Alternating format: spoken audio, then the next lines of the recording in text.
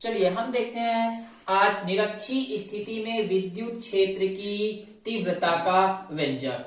सबसे पहले हम यहाँ पे देख लेते हैं निरक्षीय स्थिति में विद्युत क्षेत्र की तीव्रता के लिए आपका फिगर क्या है। आपके पास यहाँ पर क्या है, ए बी एक विद्युत द्विध्रुव है। ए बी एक विद्युत द्विध्रुव है जो प्लस क्यू व माइनस क्यू आवेश से मिलकर बना हुआ है। इसके बीच की दूरी कितनी है, 2l है। और इसका मध्य बिंदु O, मध्य बिंदु O से हम क्या करते हैं, निरक्षीय मतलब यह है लंबवत स्थिति में r दूरी पर एक बिंदु P है और इसी बिंदु P पर आपको तीव्रता ज्ञात करनी है। तो तीव्रता ज्ञात करने के लिए यहाँ पे क्या है, आपके पास देखेंगे द्विध्रुव है वो प्लस क्यू और माइनस क्यू आवेश से मिलकर बना हुआ है। इसलिए हम क्या करते हैं, सबसे पहले प्लस क्यू आवेश के कारण P पर तीव्रता ज्ञात करते हैं। तो यहाँ पे हो जाएगा प्लस क्यू आवेश के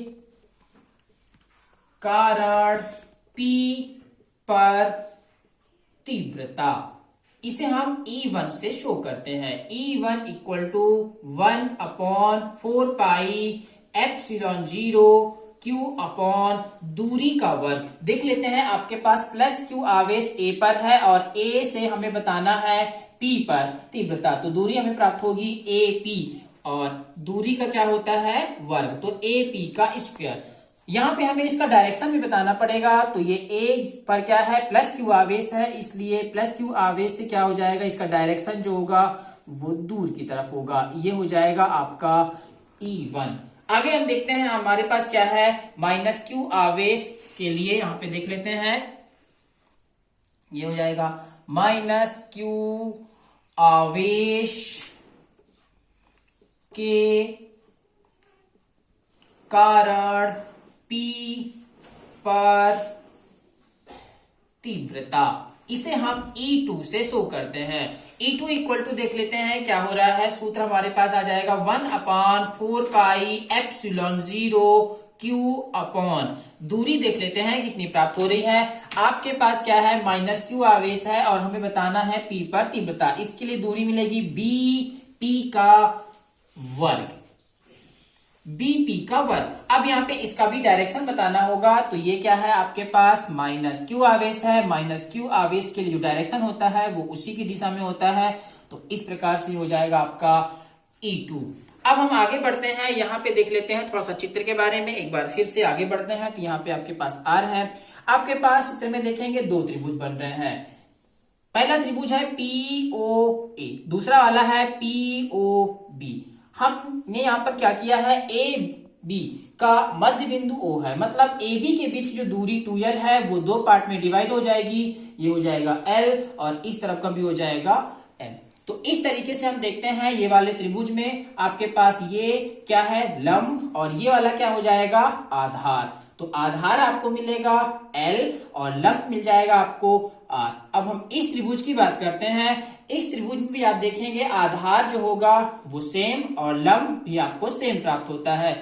इस आधार पर आपकी जो तीसरी वाली भुजा है वो एक दूसरे के बराबर हो जाएगी और हमें प्राप्त होगा, यहाँ पर चित्र से देखते हैं क्या प्राप्त होता है। चित्र से आपको प्राप्त हो रहा है दोनों कर्ण एक दूसरे के बराबर हो रहे हैं, यानी कि AP बराबर BP। हम यहाँ पे इसका दोनों त्रिभुज में पाइथागोरस प्रमेय लगा के और ज्ञात कर सकते हैं AP का वर्ग या BP का वर्ग, कर्ण का वर्ग बराबर क्या होता है, लंब का वर्ग, और धन क्या हो जाएगा यहाँ पे, आधार का वर्ग। तो R square plus L square, हम इसे कर्ण के रूप में भी लिख सकते हैं। तो ये AP बराबर BP इक्वल टू यहाँ पे हो जाएगा R square plus L square, क्या हो जाएगा यहाँ पे, रूट हो जाएगा। आगे हम बढ़ते हैं, इस आधार पर जब देखेंगे तो क्या हो जाएगा, आप प्लस क्यू और माइनस क्यू दोनों के लिए जब P पर तीव्रता बताते हैं तो यहाँ पे हो जाएगा, आप देखेंगे जब AP और BP दोनों इक्वल हैं तो इस तरीके से AP और BP जब इक्वल होंगे तो यहाँ हो जाएगा, अतः E1 व E2 परिमाण में बराबर लेकिन विपरीत दिशा में है। अतः यहाँ पे क्या हो जाएगा, आप देखेंगे जब दोनों आपस में क्या है, परिमाण में बराबर है लेकिन विपरीत दिशा में है। जब विपरीत दिशा में होंगे तो यहाँ पर जब हम क्या करेंगे, परिणामी इसका जब टोटल निकालेंगे तो क्या करेंगे, इसे दो पार्ट में हमें क्या करना पड़ेगा, डिवाइड करना पड़ेगा। E1 को जब हम डिवाइड करेंगे तो ये हो जाएगा आपका E1 साइन थीटा और ये हो जाएगा आपका E2 कॉस थीटा। यहाँ पे देखेंगे ये जो है आपका लंबवत घटक है और ये वाला जो है आपका समांतर घटक है। मैं आपको चित्र में बता दूं, लंबवत घटक कुछ इस प्रकार से ऊपर की ओर हमें प्राप्त होगा और इसका समांतर घटक जो होगा वो इस दिशा में हमें प्राप्त हो जाएगा। आगे बढ़ते हैं, इसी प्रकार से क्या हो जाएगा, E2 को भी हम जब दो पार्ट में डिवाइड करेंगे तो ये हो जाएगा E2 साइन थीटा और दूसरा वाला हो जाएगा E2 cos theta. E2 sine theta एक बार फिर से वो लंबवत घटक होगा और E2 कॉस थीटा जो होगा वो आपका समांतर घटक होगा। हम चित्र में एक बार देख लेते हैं, E2 का जो लंबवत घटक होगा वो इस दिशा में होगा और जो समांतर घटक होगा वो एक ही दिशा में होगा। इस तरीके से हम देखते हैं कि क्या हो जाएगा, E1 और E2 दोनों का जो कॉस थीटा है वो क्या है, एक ही दिशा में है। और जब एक ही दिशा में होगा तो क्या होगा, हम देखते हैं आगे, दोनों ऐड हो जाएंगे और ऐड होने के बाद हमें P पर परिणामी तीव्रता प्राप्त होगी। तो यहां पे हो जाएगा अतः P पर परिणामी तीव्रता क्या हो जाएगा, E equal to 2E1 cos theta.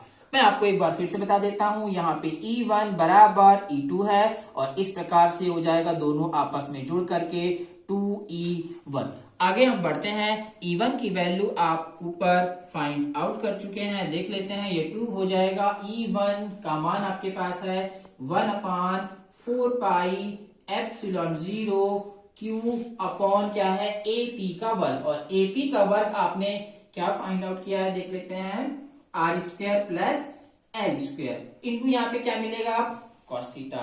Cos theta की जो वैल्यू होती है क्या होती है, आधार बटे कर्ण। अब आप देखिएगा इस चित्र में आधार और कर्ण क्या है, आधार आपके पास ये है और कर्ण जो है आपके पास क्या है, AP। इस तरीके से कॉस थीटा की वैल्यू आपको मिलेगी आधार L और कर्ण आपके पास क्या है, AP का मान आप देख लीजिए R square plus L square, यहाँ पे रूट लगा हुआ है और रूट की पावर होती है 1/2। हम यहाँ पे देखते हैं, आगे हल करते हैं तो इसे हम साथ में लिख देते हैं। तो 1/4 पाई एप्सिलॉन 0 ये हो जाएगा आपका Q into 2L upon R square plus L square की पावर देखते हैं। यहाँ पे कितनी पावर है, हम 1 ले सकते हैं और यहाँ पे है 1/2। दोनों पावर ऐड करेंगे तो ये हो जाएगा 3/2। आगे हम बढ़ते हैं, देखते हैं क्या प्राप्त होता है। तो यहाँ पे हो जाएगा E equal to 1/4 pi epsilon 0 Q into 2L का मान होता है P अपॉन हो जाएगा R square plus L square की पावर 3/2। चूंकि यहाँ पे हो जाएगा Q गुणे 2L को हम क्या बोलते हैं, विद्युत द्विध्रुव आघूर्ण। आगे बढ़ते हैं, यहाँ पे हम देखते हैं इसके अतिरिक्त यहाँ पे हमें क्या प्राप्त हो सकता है, यदि L लेस देन R हो तो इसका मतलब यह है कि जो द्विध्रुव है आपका ये AB बहुत ही छोटा होगा R की तुलना में। तो हम L की क्या कर देंगे, यहाँ पे उपेक्षा कर देंगे। जब L की उपेक्षा करेंगे मतलब L की वैल्यू क्या कर देंगे, 0 कर देंगे।